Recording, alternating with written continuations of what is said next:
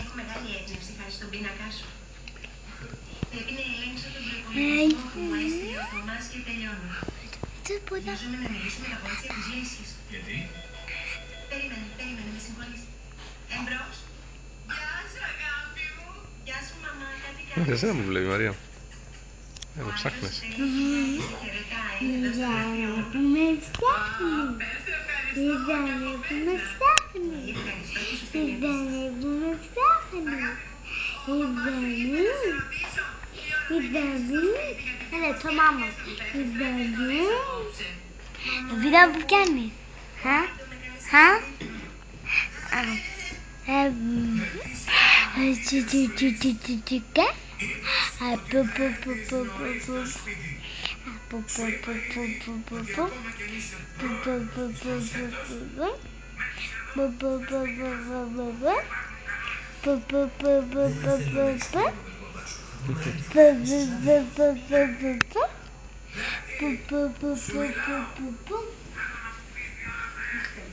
Περιστικά. Δεν υπάρχει πρόβλημα. Αλήθεια. Εντάξει, παπά, δεν θα αργήσω. Στενήσατε. Ένα σου απάλι μου.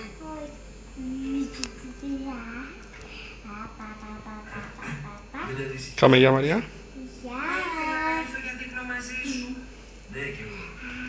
Η αλήθεια είναι ότι επήγει να μιλήσω μαζί σου. Γιατί? Έχει σχέση με το σχέδιο? Ο Γιγέρμο το ξανασκέφτηκε, δεν θέλει να δώσει τα δείπνα του μόνο. Ξέρεις πολύ καλά. Ναι, ήρθες για το βιβλίο σου και... Δεν ήρθα